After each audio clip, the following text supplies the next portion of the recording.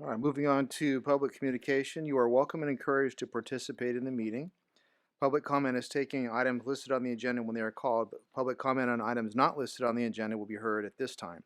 Comments on controversial items may be limited, and large groups are encouraged to select representatives to express the opinions of the group. And members of the public submitting written requests to speak at least 24 hours prior to the meeting will be normally allotted 5 minutes to speak. Today we do have one of those, Mr. Philip Binstock. Will be given 5 minutes to speak. If anybody else would care to speak, if you would kindly just queue up behind Phil to save some time. Welcome, Phil. Thank you, sir. Good evening, ladies and gentlemen. My name is Philip Binstock. I have 5 minutes. I'm told that brevity is a spice of wit, so let me see how brief and spicy I can be. Before I start on my issue, I want to thank the Yuba City Police Department. In my dealings with them and my observations of their activities out in the public, taking the Citizen Academy classes, I've got to tell you, everything has been textbook. I even got to see a felony stop. Very impressive. And I wanted to thank you for the fact that I've been here over 10 years and my residence has been safe, I've been safe, and thank you very much. The issue I want to address is a quality of life issue. I'll give you some statistics about Yuba City.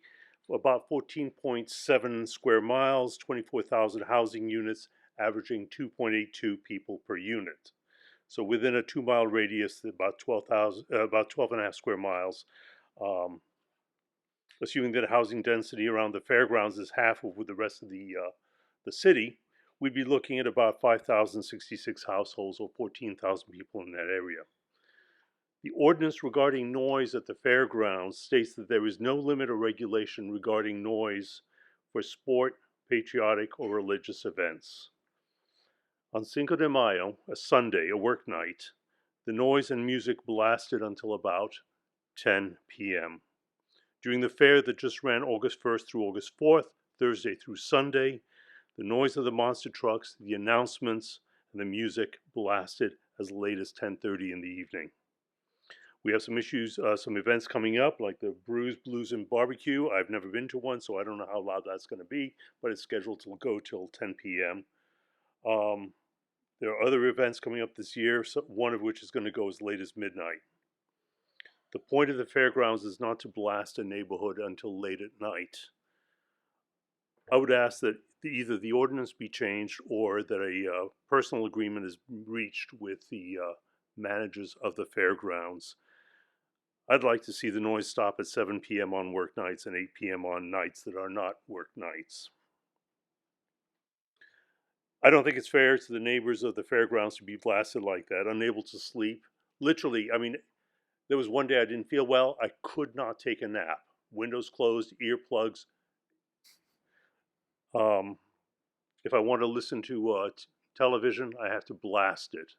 I don't think that that's the point of the fairgrounds. Now, I've heard the argument that the fairgrounds were established before many of the housing units, and that's true. They were established back in 1878. However, that was well before the creation of these monster speakers and these monster trucks. So this is really just a quality of life issue, question of courtesy and consideration. I mean, I don't really think there's any reason to run monster trucks till 10 in the evening. So a partial solution would be to replace the big, huge speakers that they have, and they aim them outwards. It would make more sense to me to have smaller speakers and turn them around and face them inwards into the fairgrounds, not into the community.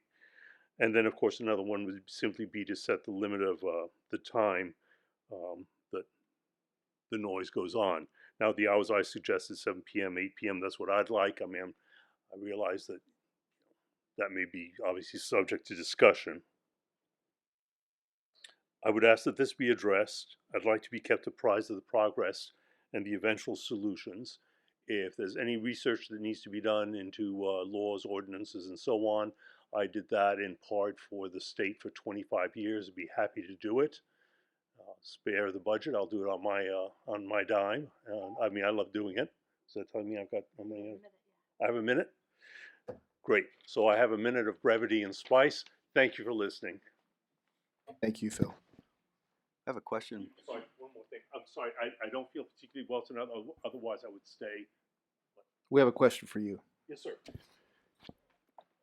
The fairgrounds is state property. In your research, have you discovered or found out whether or not we have any right to tell them what to do on their property? We have an ordinance, and that's a Yuba City ordinance Right. that limits the noise.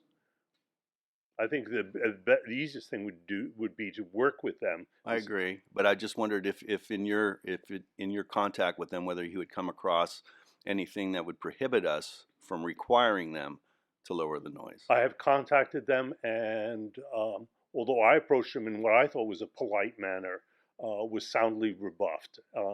That's probably on 3 occasions. So no, I don't. I don't want you to take that I'm not interested in following. I just wondered if you had the information. That's No, all. sir, I do not. If you'd like, I can start pursuing that and get back to you.